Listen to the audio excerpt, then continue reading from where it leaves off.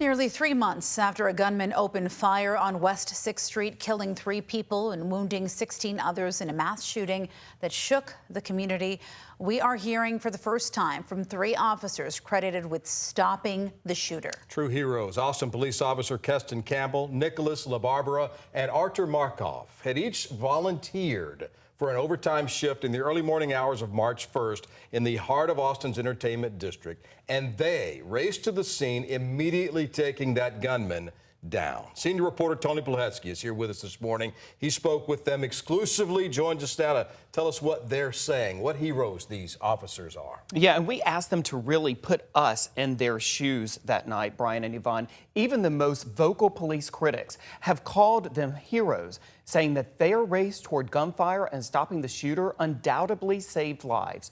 We invited them to share their account, which provides a new dimension into how the department responded to an active shooter.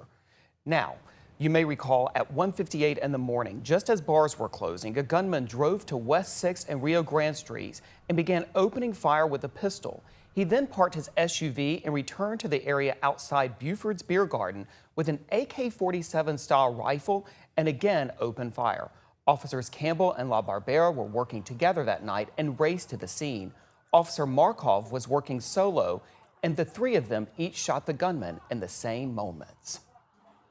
All of the pertinent information that we'd had up to that point, which was just radio traffic, was that the suspect had fled the scene in a vehicle and they turned westbound on 6th Street. While we were showing up, nobody knew where he was. The officers said they each then suddenly saw the shooters as bystanders. You can see many of them there, crouched behind bars and buildings, or some of them even dropping to the ground. In the months since, the officers said they have tried to return to normal duty and normal life as much as possible. I'm really thankful for my daughter. She helped me a lot. But I also wanted to get back to patrol as soon as possible to basically kind of normalize my life back.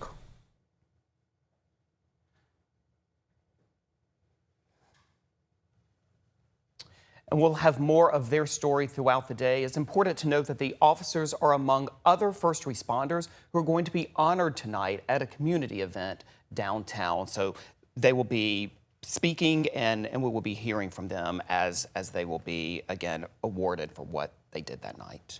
When you think about it, they each volunteered.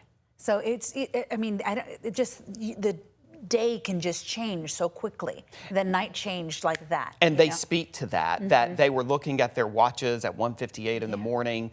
Officer LaBarbera said that he literally thought to himself, in 32 minutes, I can go home. That's what I was thinking, And then so fast, this gunman, clearly bent on causing a lot of bloodshed and destruction in our city, open fire. Let's contrast that with another mass shooting you covered. It happened 4 years ago this month, almost. This week. This week. Yeah. I'm trying to remember the exact date. 24th, I think, was Uvalde. Correct. You covered that. The response here, stark difference from what happened in the response there. Did they talk at all about that and how the response was what exactly they had trained to do? They did speak to that, and I just want to say, as many people know, we spent months examining the flawed law enforcement response in Uvalde, going through it moment by moment and trying to figure out what went wrong. Of course, the answers are still somewhat elusive. There was a lot of confusion. There was a lot of hesitancy among hundreds of law enforcement officers who responded, who waited 77 minutes to take down the gunman. So then when you contrast